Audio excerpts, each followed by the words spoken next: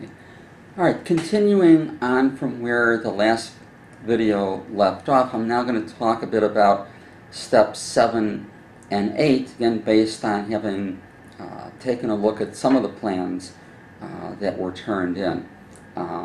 As to step 7, there still seem to be some misconceptions on the idea of win-win.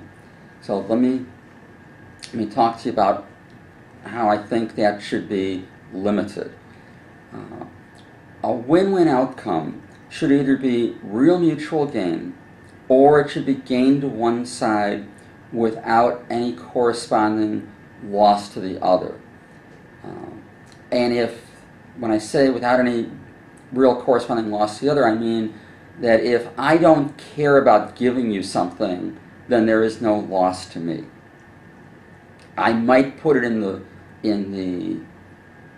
the context or the cloak or the guise of a concession, but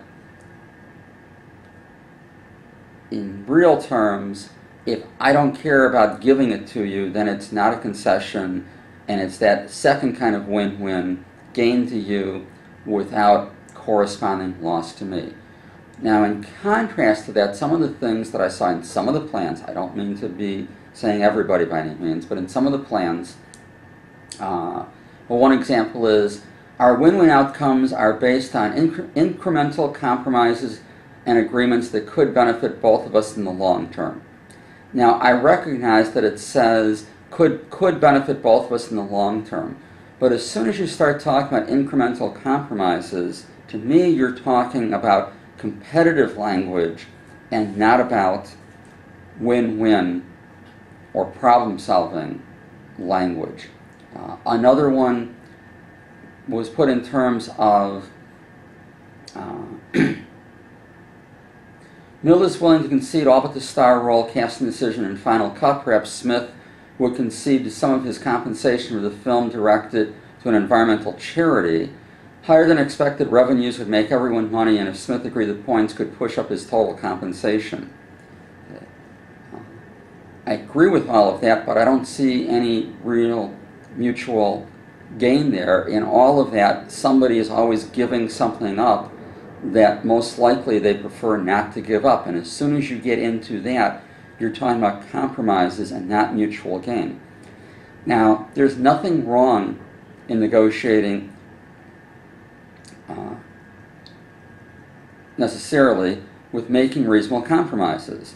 Most of the time, you need to make reasonable compromises.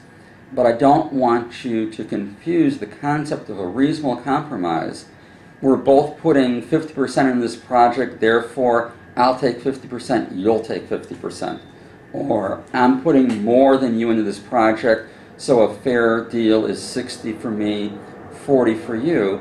That's different than mutual gain. We're going to do this together in such a way that we both come out ahead, or that other kind, gain for one without loss to the other. Now, an example of those in the context of the movie negotiation might have been that once Smith accepted that he could not star and was told he could choose between a couple of people that Mill basically insisted be the list of candidates. At that point, since in fact Smith liked one of them, I would view that as gain for one, Smith, without any loss to the other. There's no loss to Mill by letting Smith choose between candidates that she feels equally about. Another example might be viewed as the director's cut DVD. Once Smith accepts that there are conditions on a director's cut DVD, the idea of having one is, in fact, I think, mutual gain, because once those conditions are met, Mill wants it and Smith wants it also. So they're actually now doing something that both of them affirmatively want to do, and that's mutual gain. That's no longer in the realm of reasonable compromise. With regard to points, as I see points, I would call that a perceived win-win. As we talked about in class, both sides would think that they were coming out ahead because of their different values, and therefore they would perceive that they were gaining. Ultimately, it may not work out that way, but for purposes of negotiation, it's a perceived win-win. And then the other step I wanted to talk to you about a bit was step 8, which is setting the opening position. Take everything that I said about being specific with regard to step 6 and estimating the other side's opening position and bottom line, and underscore it and put it in bold. It's even more important to be specific here, because when the other negotiator asks you, okay, what do you want? Whether it's for you to make the first offer, or for you to make a counter proposal, you very often are going to need to be specific.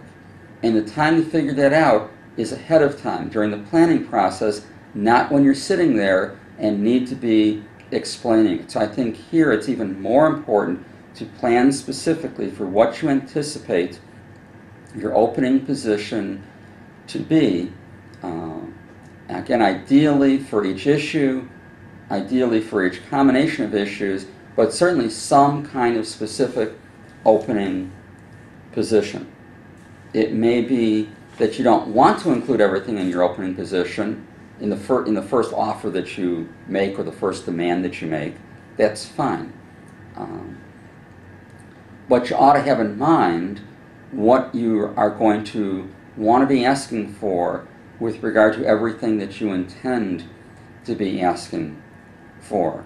And just for example, there's no reason to be waiting until you're having this conversation at the bargaining table to decide whether that's $500,000 or $700,000 or $600,000 or whatever the number might be.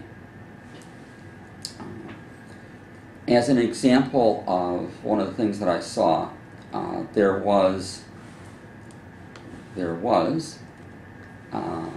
we want to start the negotiation by mentioning Smith's talent and our belief in his ability to direct the film. We want Smith to know we're not only backing the film financially, but supporting him in his message. We wish to make it clear we really want to finance the film.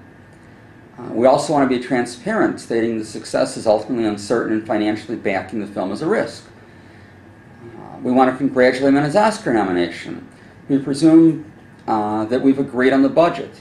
We want to hear his opening remarks. If Smith speaks first, we'll share the same information and then end with our first one and clarify his role in the film. That's all perfectly good. And I would say that's a perfectly good first phase of the agenda that you would like to use in this negotiation. But it's not an opening position. It's opening remarks. It's an introductory statement that is quite good, but it says nothing about the specifics of what you're willing to put into this contract. And when we talk about opening position, we're talking about specifically, concretely, what you are offering or what you want.